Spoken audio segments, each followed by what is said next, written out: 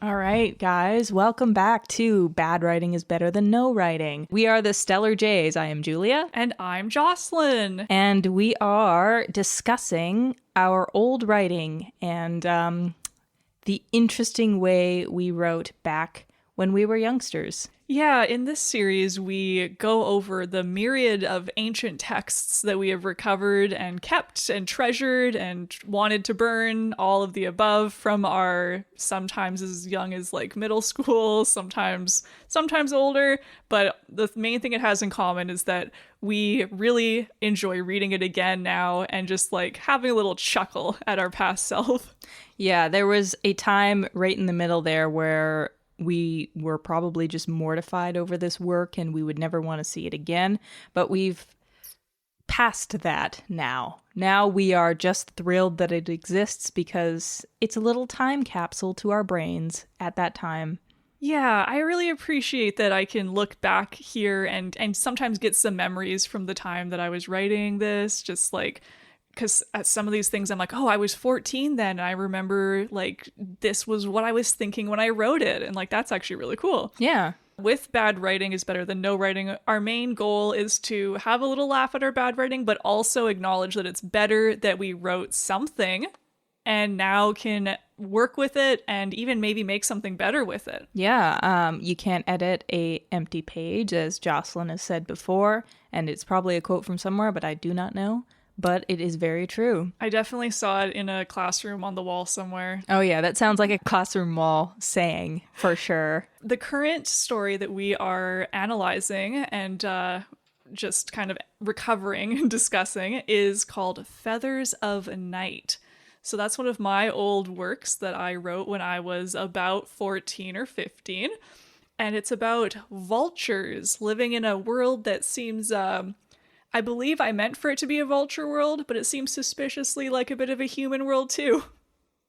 Yep, it's all the coolness of a vulture world with all of the conveniences of a human world. So we don't have to think about, I don't know, where vulture like buildings come from that seem to have halls and windows. We don't need that, but that we already have that, so it means we can have a cool scene within a hall, and we don't need to know how vulture marketplaces work and how they came to be, or the fact that they are on ground where vultures would have trouble moving around and getting out of because it's in like within a little nook that would be hard to fly in.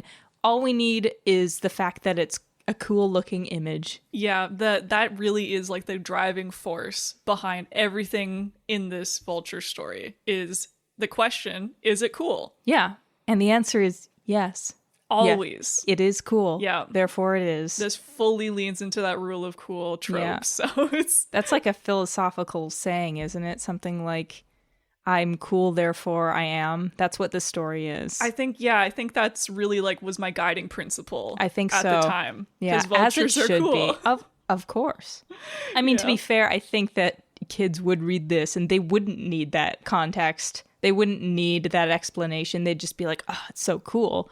We as adults, however, are a little bit suspicious of the logistics of it all. Yeah, when a vulture thinks, we'll cross that bridge when we get to it, as adults, we really want to know, why would a vulture need to cross a bridge?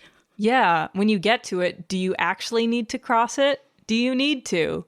Which opens up a whole new can of worms, which is something they would also say, despite the fact that they would need canneries, vulture canneries. Yeah, tinsmiths. Yeah, Tinsmith exactly. Vultures. Oh, man. Okay, well, let's do a little recap of the story so far. So we're on chapter 5. In the first chapters, we were introduced to Sigareth. He's the king's son of the Maldrocross realm, and he ran away from home for reasons, and his current motivation is that he wants to protect his home from evil pirates who may be attempting to take over, kill his dad, exile him. So he's going on an adventure for that. I wonder how much his motivation is to save his dad or if it's purely to save himself, because we do not have any real evidence that he likes his dad. The only interaction they ever had was a big fight, and him running away. Yeah, really good points there. So I don't even know if Sigareth really thinks about his dad at all. He just heard that one moment where they're like, oh, we're going to throw him in the desert. And he's like, forget my dad. I don't want to go to the desert. Let me go to the desert so that I can not go to the desert. Yeah, so he does indeed go to the desert by himself in order to find these troops. And they were called the Sabinland Desert Troops. However, we did discover that they're more like mercenaries because they didn't want to be found, except they were really easy to find. Yeah, they didn't want to be found. They also need to be hired. They were easy to be found, and they still didn't want to be hired. But they're mercenaries. So we're getting a little bit of like teenage logic there for sure. It's just like, oh, it can't be easy, but I also didn't think it had to be too hard either. No, like a pampered king's son can get there pretty dang easy. Yeah. So when Sigareth is in the desert, he meets Flicka. And she is a member of these desert troops, and she's ordered by her commander to go with him to, I believe, the Thorvikis realm, which is a separate realm that maybe is kind of against the Malgacross realm, but I think Sigareth is okay with that. He doesn't mind these opposite realms. He's okay with this. Yeah. Yeah. So those two are now together, and they're, on their journey. Doesn't seem like they'll get along very well. And looking for them are the two vultures, Malfin and Zarathos. And those two are kind of like on a buddy adventure, although Malfin's a bit depressed and kind of, even though the characters are like, oh, he's not depressed anymore, he's still kind of acting grouchy, irritable, kind of miserable. Yeah. They don't have a huge amount of sympathy for his mental health, despite the fact that he's had a traumatic eye injury that took his eye. Yes, he wears an eye patch. That's very important. When you hear Malfin speaking, picture a vulture wearing an eye patch. Now I'm curious, did you develop the whole eye patch thing because you were like, eye patches are cool looking, and then you developed the backstory of how he's depressed about it? Or did that come first and the coolness of the eye patch is a happy little accident? Oh man, that's like a chicken egg question. Or you could say vulture egg. Yeah, I can't say. All I can say is that the eye patch is cool, and so are the scars on his face. Oh yeah. His vulture face. Right. So that's just a happy happenstance there, that he manages to be both cool looking and it adds to his backstory and the plot. Yeah, he does have the bit of angst, which that could have been on purpose. I could have just wanted, like, I could have at that age thought that angst was cool. Not really sure, but well, all of us at that age, I think, thought angst was cool. We loved that idea of angst. So, yeah, I think that either Malfin would be the fan favorite. He'd be like, I can't tell if he would be the blonde boy or the dark-haired boy. Probably blonde, yeah. Yeah, he'd be the blonde boy, and Zarathos is black hair for sure. Oh yeah, there we go. So Zarathos is he's the one who's a bit more like gossipy and has like, he likes to shout out random seeming what do you call them, like expletives or exclamations. Yes, so he's the guy who will shout great marmots if he sees something impressive or upsetting. He keeps us smack dab in the vulture world with these phrases that could only come from a vulture's mouth. Yes. So we love Zarathos here. Yeah, he's the big favorite. Yeah. And then finally we have Syntathros, and he is the healer vulture, which I recently made canon that he just has a beard because it makes it a little easier to tell all these vultures apart. Yeah. So he's a healer vulture, and he, in the last chapter, was kind of blackmailed and forced and threatened into following someone, a mean-looking vulture who threatened to kill a rabbit right in front of him, one of his patients. Oh no. Oh yeah, and there's that entire concept of these vultures are healing what really is their prey. Yes. And we were trying to figure out the logistics of that, and what we landed on is tentatively this concept of how we have veterinarians who heal cattle, livestock that we then eat, but these creatures are also sentient. They're smart. Yeah, like They're imagine if the people. characters in the Chronicles of Narnia could eat each other. Mm. Or maybe don't. That's the author didn't do that, probably on purpose. Well, bring it further or closer to home. Just imagine normal people, normal healers, but they also just eat these people. Yeah. It's a bit of a grim world. It's an unintentionally kind of dark world I created here. I don't know if young Jocelyn really thought about that at all, or if she did and was just like, who cares?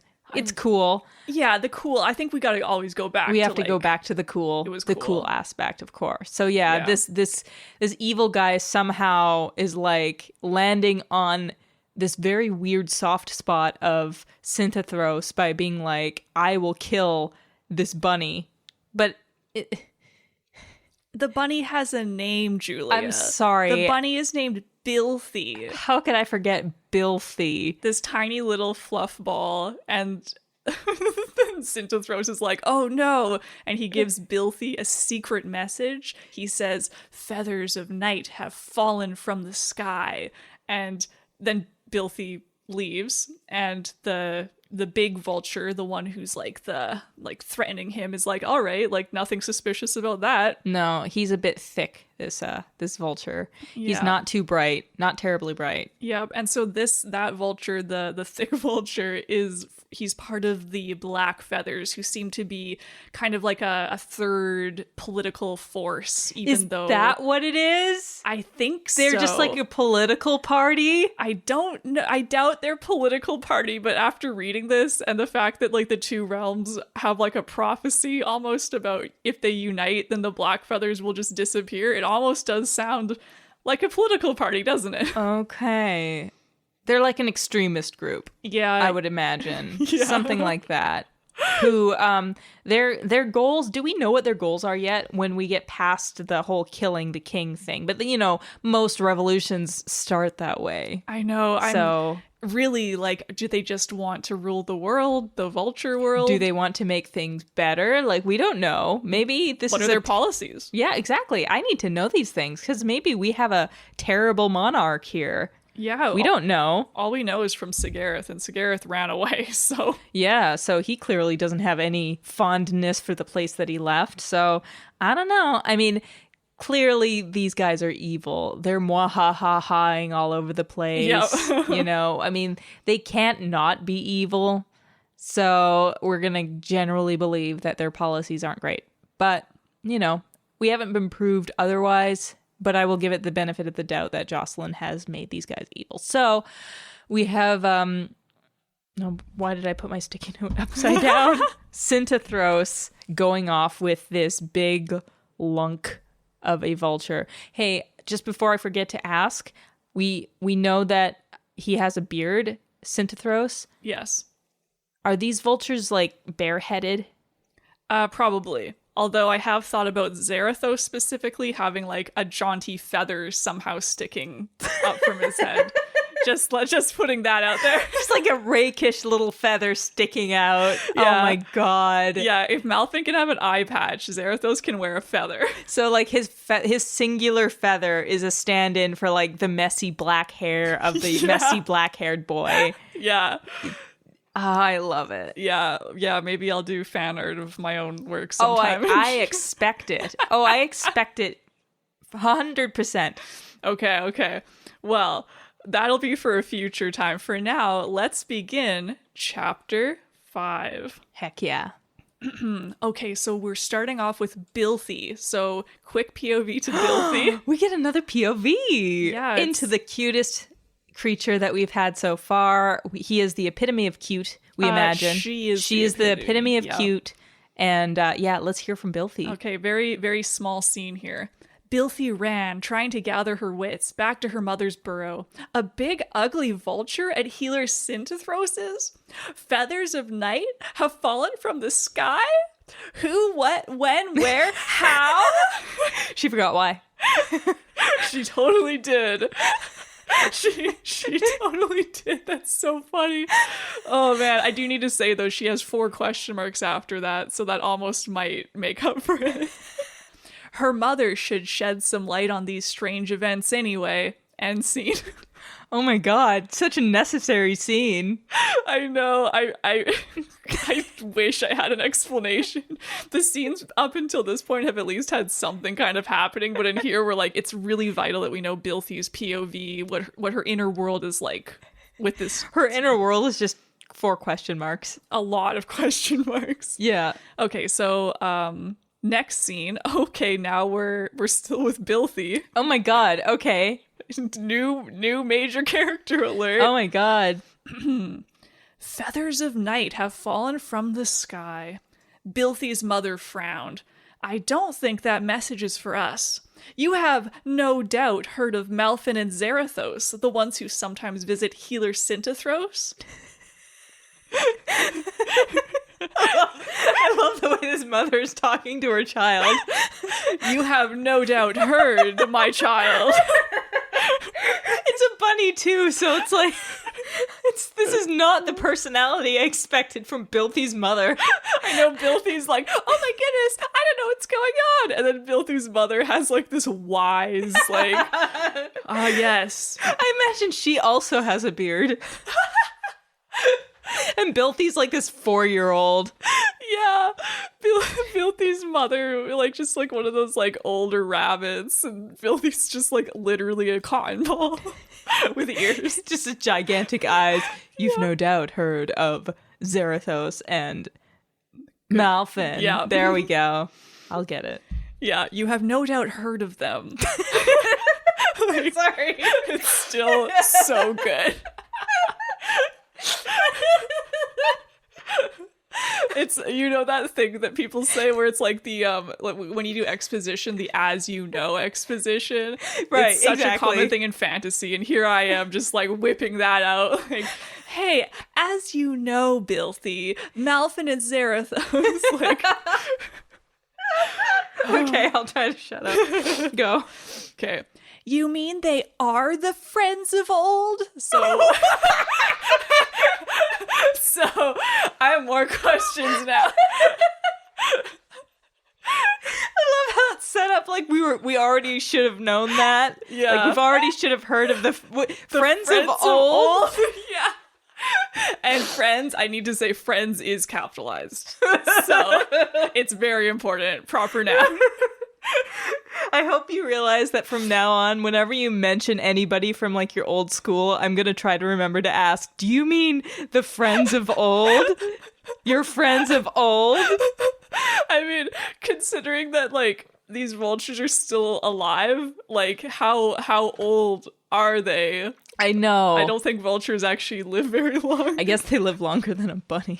Yeah, that's true. For a bunny, maybe they're like, oh my goodness, like 5 years is like half my life. Oh yeah.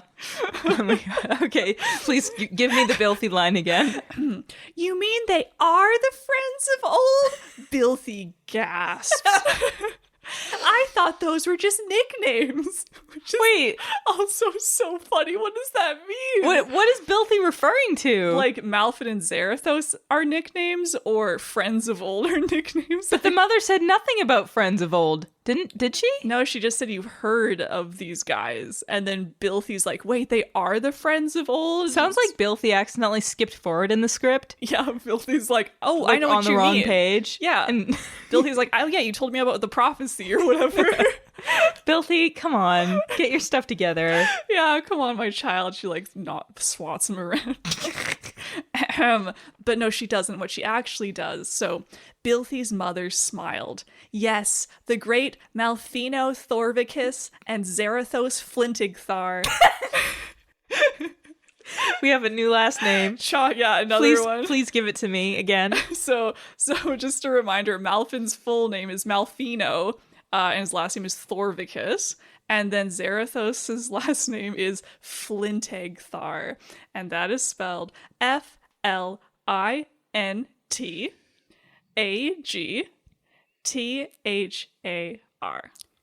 To be fair, you just like make these phonetic. Like yes. they are the logical way of spelling it. Yes. Yeah. Which is nice. I would agree. That's definitely something I did like well, despite all of these names being minimum 3 syllables long.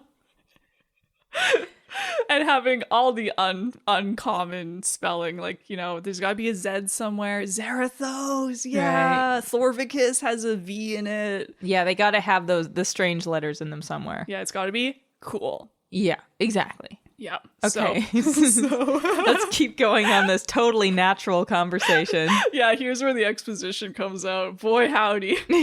So she says, yes, the great Malfino Thorvicus and Zarathos Flintigthar. They're the ones this message is for. But can you tell me what it means, mother? She slowly nodded. Feathers of night could mean the black feathers. No. Oh, I know, right? And fallen from the sky most likely means that they are on the move. Possibly. God, I don't know where she got that idea. And that, my dear Bilthy, is something Malfin and Zarathos need to hear right away. End scene. Oh my God, are we gonna get little Bilthy being the messenger? I hope not.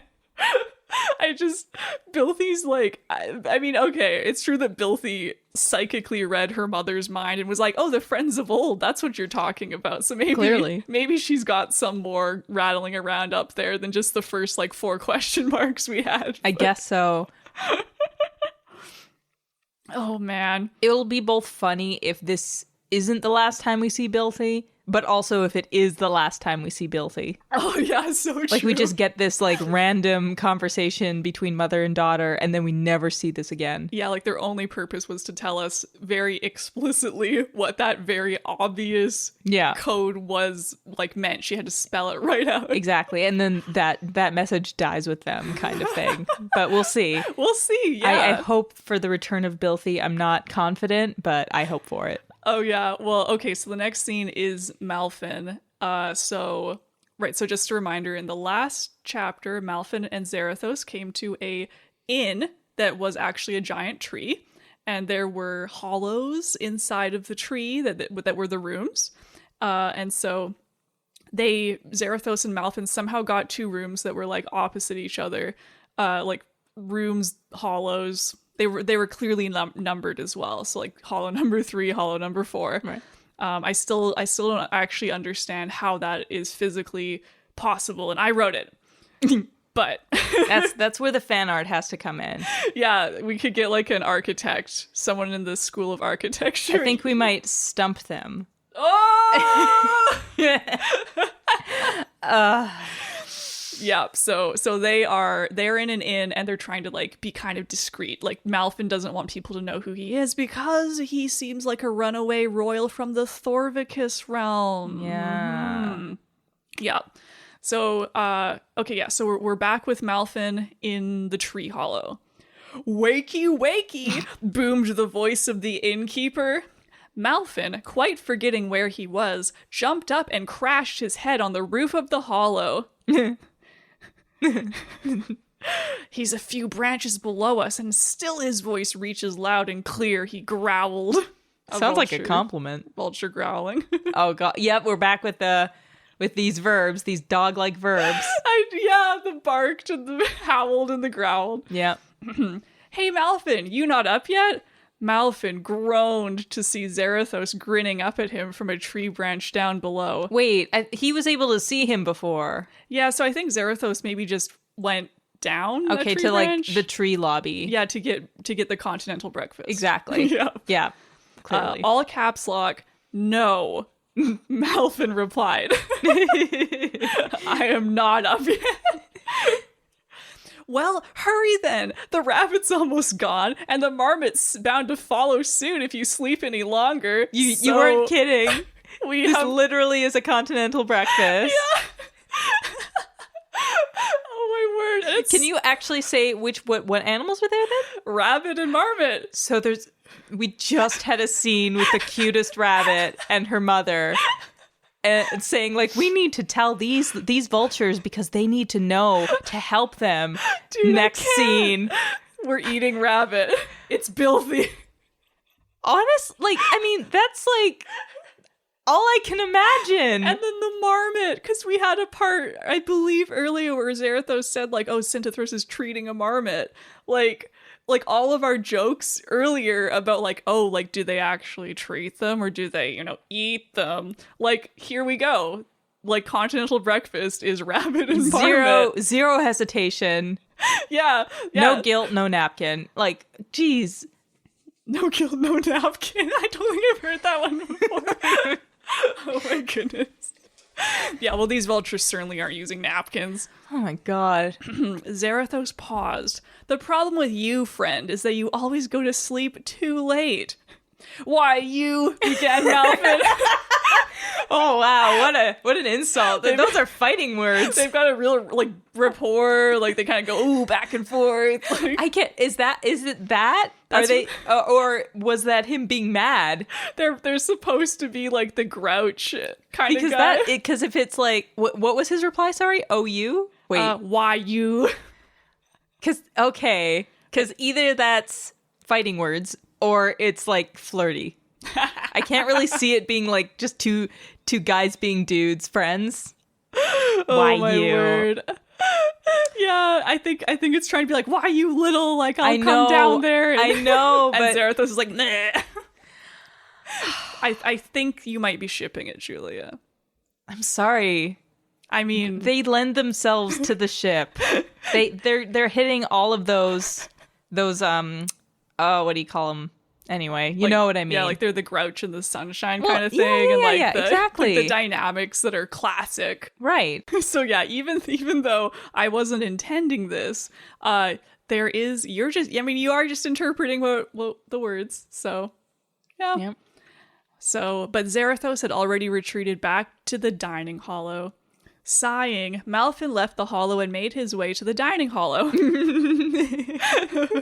We were joking about, like, the lobby and stuff, but it totally is. This is exactly what it is. It's just a normal hotel, but a tree. Exactly. Yeah. Okay, the fresh smell of marmot that has been in the sun too long greeted his nostrils. Okay, the fresh smell of marmot that's been in the sun too long. Yeah, it greeted his nostrils and nearly made him gag, which is also hilarious that these vultures have, like, they're kind of like, they're foodies. Yeah, they're really, they're a little bit too used to the high life when it comes to food. Yeah, like, imagine cooking a marmot, like, well, that's is luxury. That what that means? Okay, is he gagging because it's been cooked wrong or because it's rotting? I think it's just rotting. But they're carrion feeders. Yeah. I know. I'm thinking back to the first chapter, I think it was, where Zarathos was, like, cooking up breakfast. Oh, no, I know. So, and then Malfin was like, remember when you had to eat raw moose? Like, what a terrible time that was. I'm just trying to decide whether this is just a vulture thing or a them thing. I think it's them because I'm pretty sure that everyone else is like, love this. Marmot...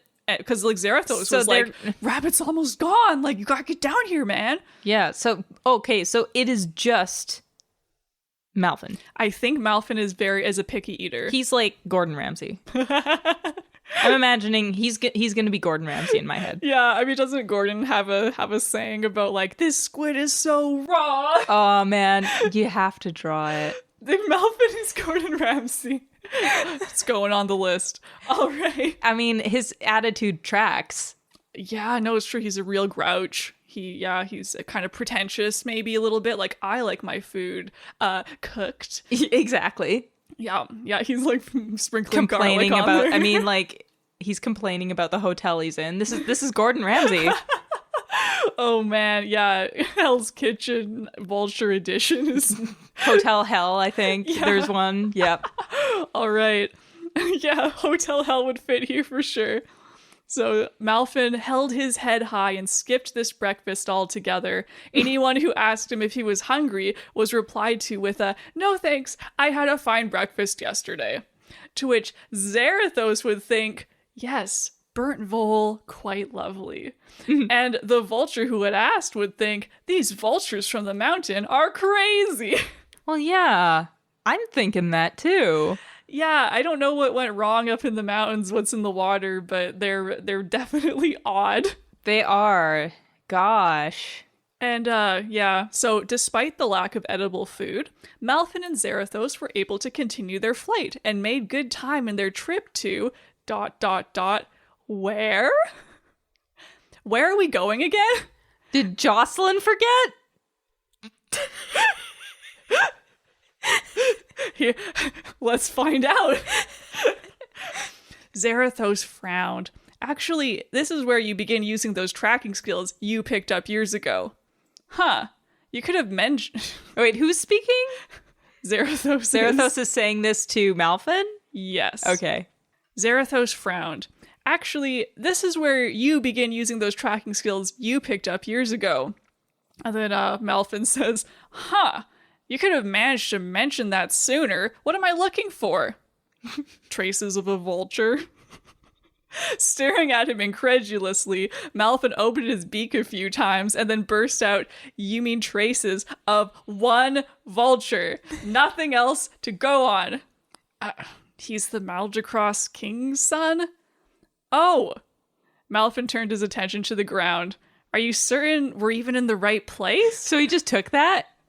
He's like, oh, okay, yeah. Yeah, he's the king's son. I guess that would have some sort of sign. Well, I mean, Flicka could hear that he was, like, royal from far away, so maybe they can just see the royalness from very far away. Yeah, he, like, leaves glittering feathers or something. I love how Zarathos is like, you should be the lookout.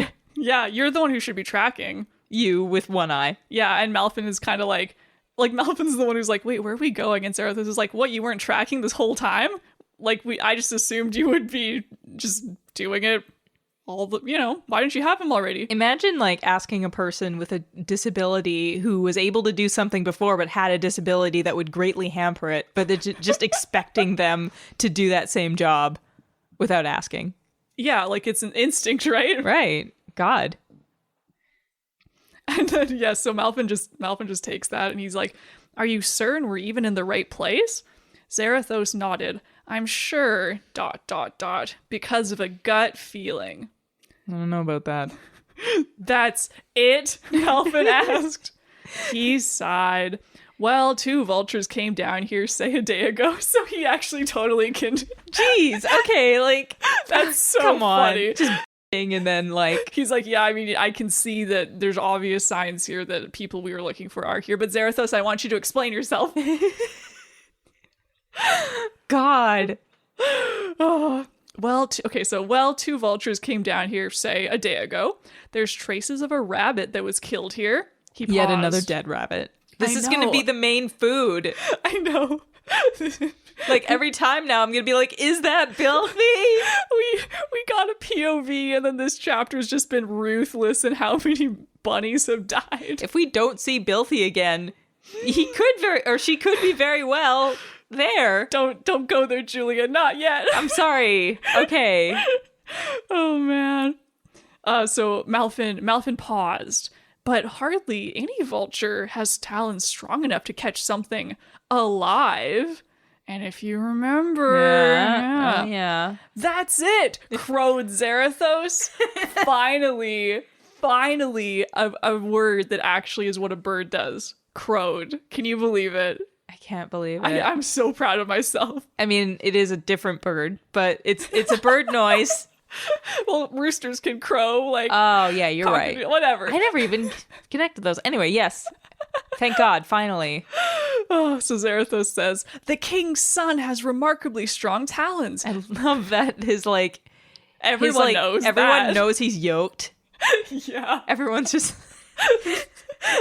It's just random vultures are like, oh yeah, the king's son, like, don't mess with him. He's built. And it's his talons too. Like, he just has like this weird mutation. I know. It's fine.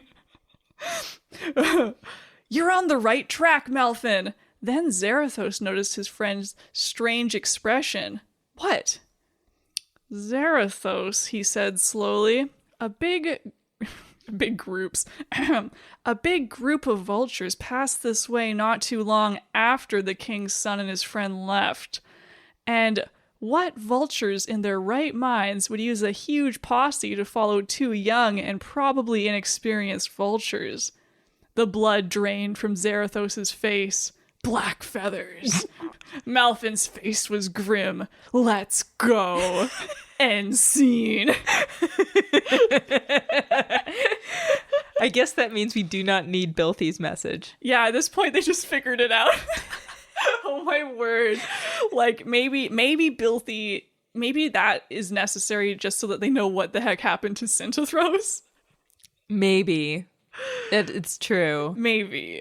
And I love how, like, we're to believe that Malfin can do this, but realistically, like, how did he track birds in the air that are flying? Like, I have to, as I read this, like, the only thing that makes sense in my mind is to picture, like, him looking at the ground, and for some reason, the vultures just landed on the ground and, like, made a campfire, even though I think Malfin's the only one who does that. And then suddenly, like, he sees a bunch of other talon prints on the ground and is like, oh, the black feathers are here too.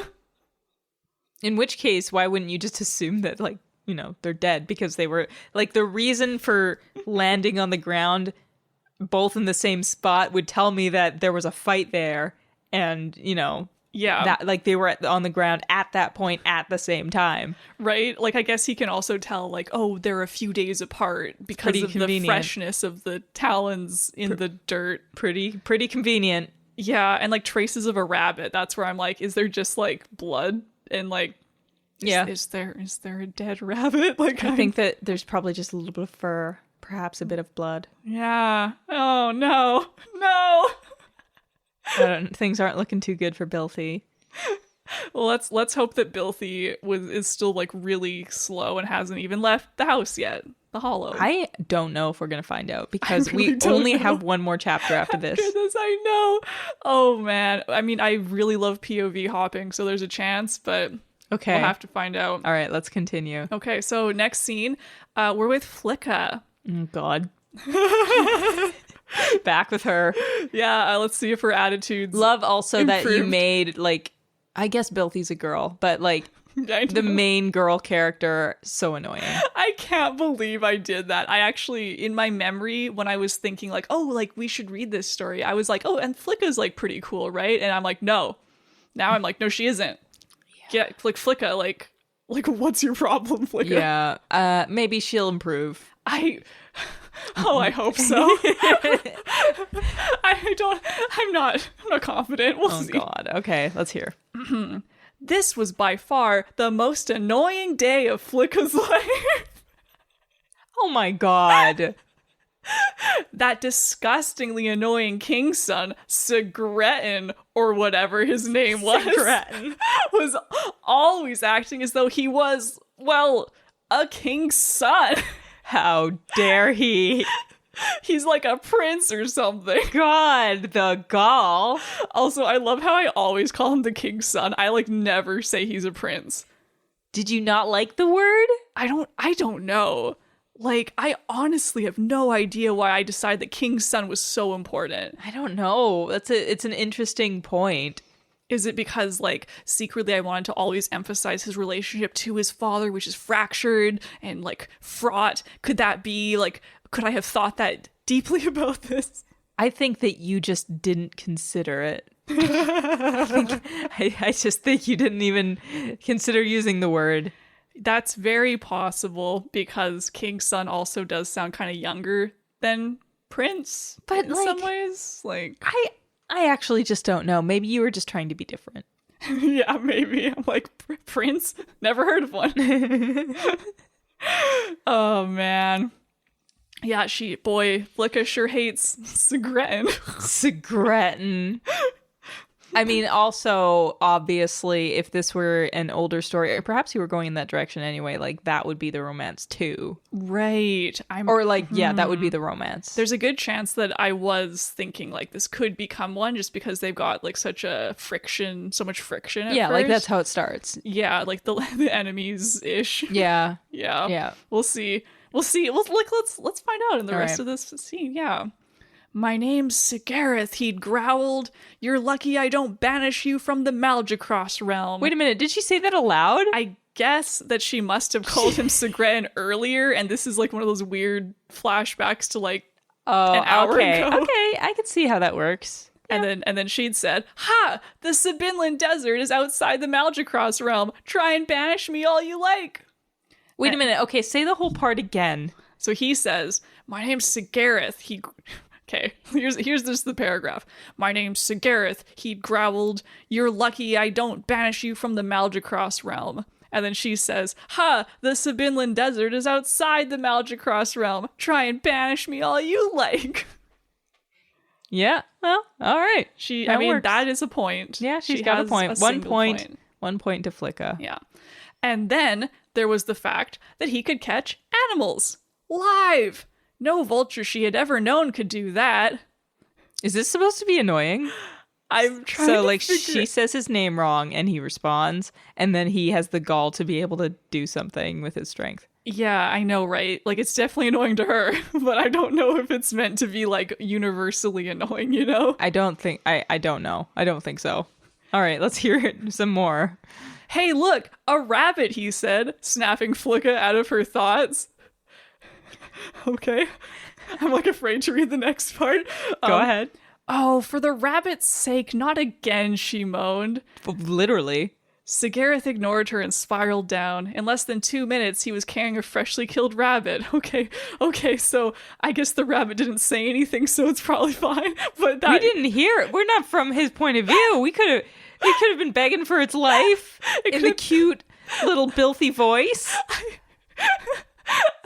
Oh my word. This chapter, I decided that all rabbits must die, apparently. Yeah, you're like, ooh, filthy rabbits. Okay. That's going to be the main food source. Like, rabbits were on your mind. Yeah, they really were. Like, are rabbits even in the desert?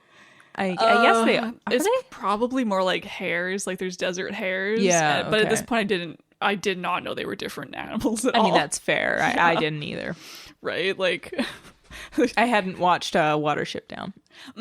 Yeah, I still haven't watched that. So maybe one day. That could be something we watch together, because it would go with this kind of story. That's okay, because I'm thinking, like, there's a lot of rabbit death happening just in this one chapter. That's the connection. So, that is the connection. Okay. So Sigareth catches a freshly killed rabbit, not just one that's been lying out there forever. Mm-hmm. "Want some?" he asked. As much as she hated to admit it, Flicka did like the way food tasted Flicka did like the way food tasted when it wasn't 3 days rotten, which, like, but why, Flicka? You're a vulture. Yeah, like, I think that little Jocelyn was she felt sorry for the vultures, and she's like, they deserve fresh food. Not even thinking that maybe they like it that way. Maybe it's like how kimchi is like fermented but tastes good, you know? Right. Yeah, it is the appeal. Yeah, that's what they like. I can't believe, like, there's like tiers of vulture food lovers. There's the ones who will just eat anything. And then there's Flicka and I guess Sigareth, who are like, well, fresh dead is good. And then there's Malfin, who's like, you gotta cook this. Yeah. Interesting. Like, marinate it. What's wrong with you? Says Malfin.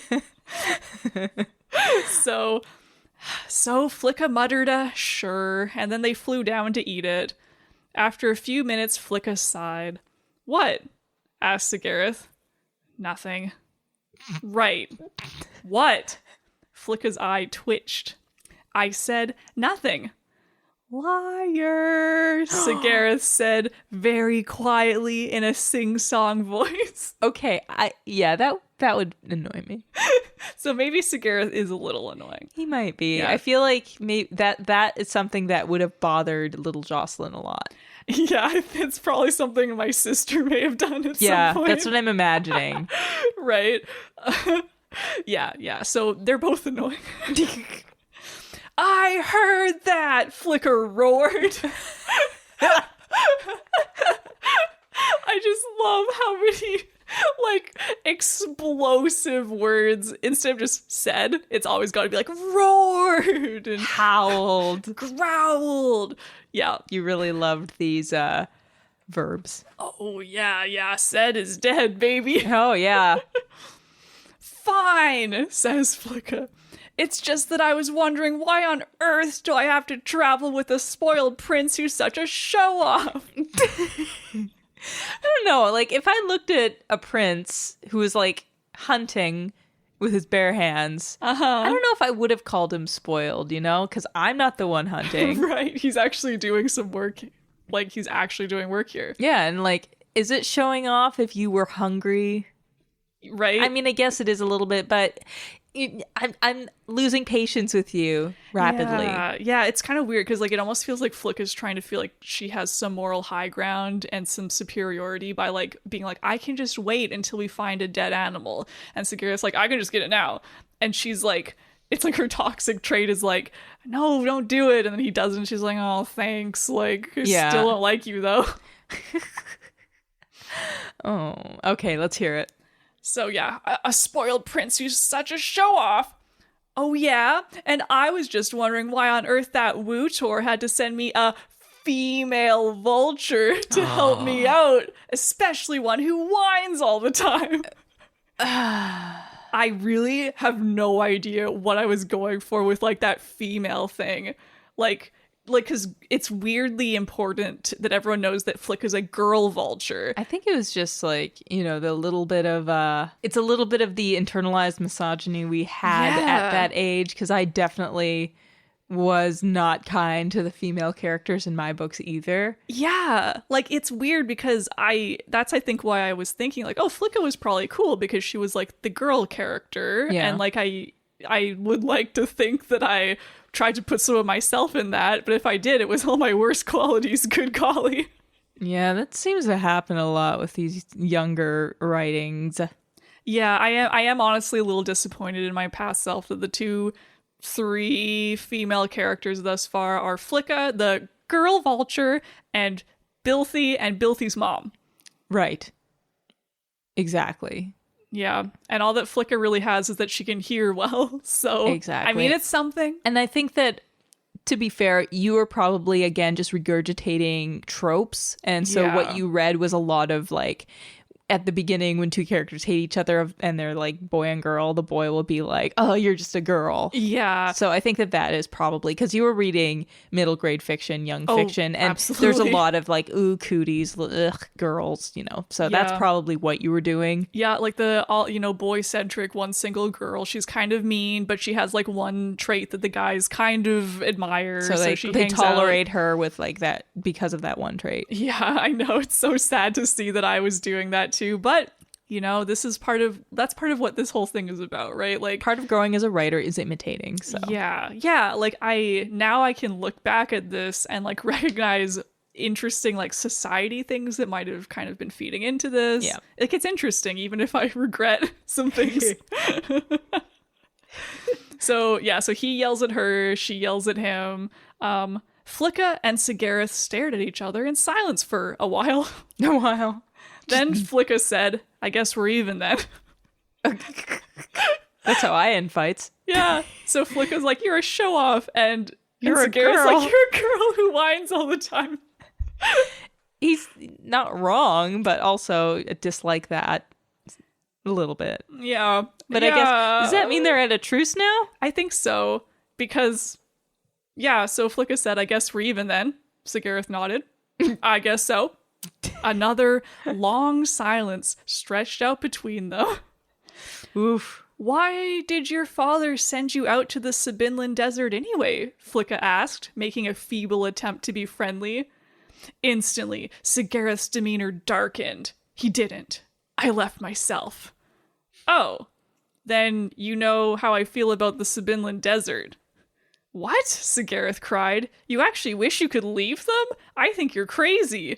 It's interesting. I seem to do this a lot where like in my dialogue, I imply something that I think is obvious. Yeah. And then the response is like totally on the same wavelength, but it's actually not apparent. Yeah.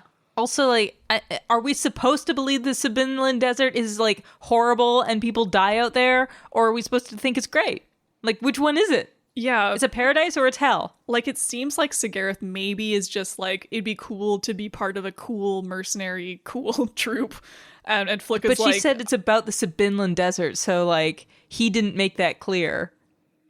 Right? Like, yeah, he's like, I left myself. Yeah, and then I guess she's saying, like, well, I would want to leave the Sabinland Desert, too. Yeah. Yeah. Yeah. And then he's like, you're crazy.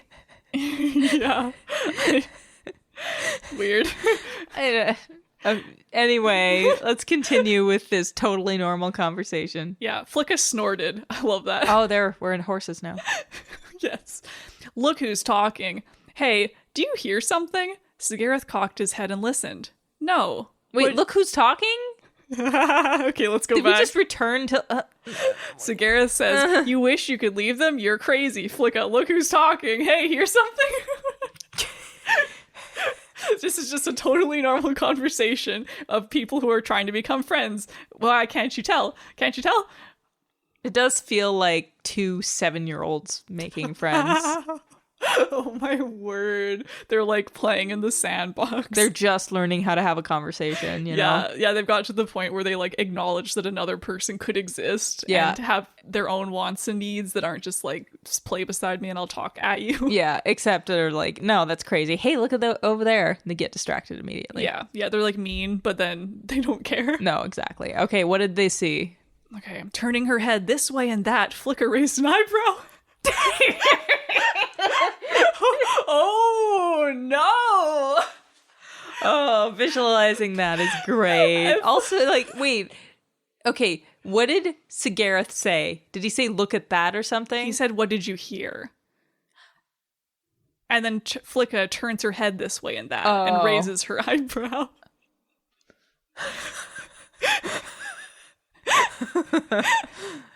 Like, that means that she's hearing better. Is the classic eyebrow raise when you try to hear something better. Just like turning the volume down in the car. Exactly. When you're trying to find a place. Yeah. So that's what she's doing, her eyebrow, her vulture eyebrow. Mm-hmm. Oh my goodness, I'm trying to get over that. Oh, it's so good. Okay. Flicka says, maybe 10 vultures, messy flyers, big. But what would 10 vultures be doing out here?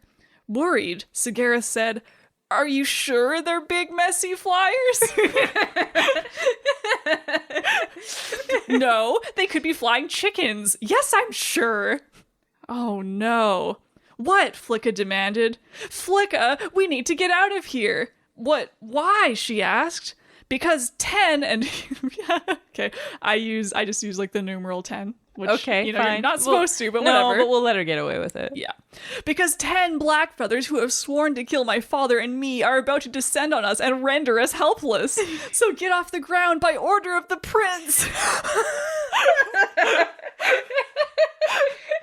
Like, there's almost something there. Almost. Like, This is the big line delivered by whoever plays Sigareth. Sigareth. Yeah, this is in the trailer. Yeah, this is like what the actor used for his like audition. Exactly. Yeah, absolutely. It's like it's got 4 exclamation marks there. That's how you know it's like pivotal. Oh, I know. No question marks. All exclamation. Yeah, he's just telling her, get off the ground by order of the prince. And prince is capitalized here. So like suddenly he's taking it seriously. So It's funny that right after I said, I never used the word prince, it's coming up all over the place. Oh yeah. You've discovered the word. You're like, oh yeah, I guess that does mean king's son. I could say that in a shorter time. Great. So Flicka madly flapped her wings to follow Sigareth. I know how to lose them, she gasped. We'll fly so high that they won't dare come near us. And then do a power dive to that cactus there and use it as a... Oh, marmots, moaned Sigareth, looking back over his shoulder. Too late. End chapter. Oh. Isn't that exciting? That is actually quite good. I do like that. It's like an actual cliffhanger. It is an actual cliffhanger. I don't know what her plan is. That doesn't...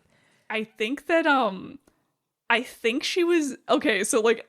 Is she going to be between 2 cacti to, like, make them stuck in there. Yeah, I think that's her plan. I think her plan is like they'll follow, like they'll like first of all she and Sigareth will go really high, and then as they do a power dive, whatever that is, just diving really fast through the air, probably the black feathers who are descending on them will be a bit slower, and so then they'll be able to like, you know, get by them quickly enough, and then yes, trap them on the cactuses. Love that they are canonically probably slower, and their plan isn't just to fly away.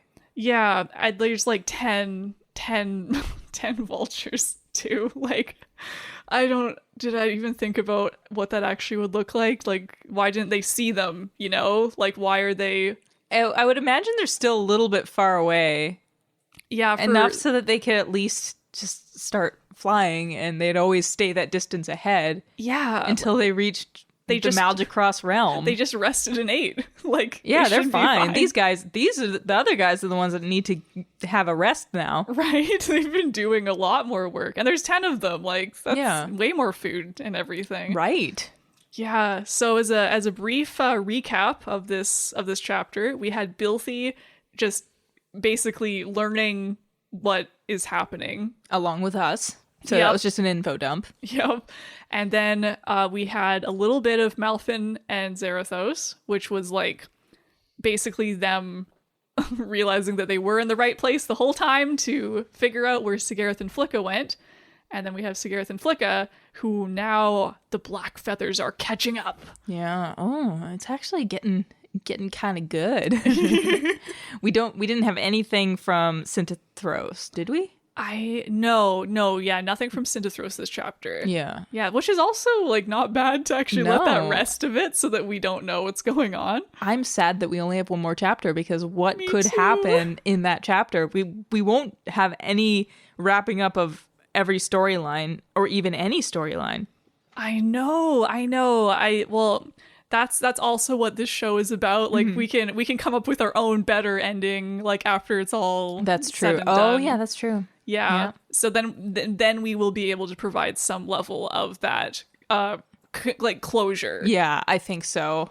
And, you know, anything you say is canon, so. Exactly. Yeah. So we'll see if we can have like a little brainstorming thing that like kind of, you know, wraps up any loose ends. But at this point, it's like kind of to my surprise, the story feels like it's going somewhere. It is going somewhere. Very surprising. It's really interesting. Hey, like I think the last chapter, the early chapters, there was some real meandering going around with like, you know, we're spending all this time about like a badger making pancakes. Like, can you believe this? The Gaul, yes, indeed. But now, no, it's amping up, and I like it.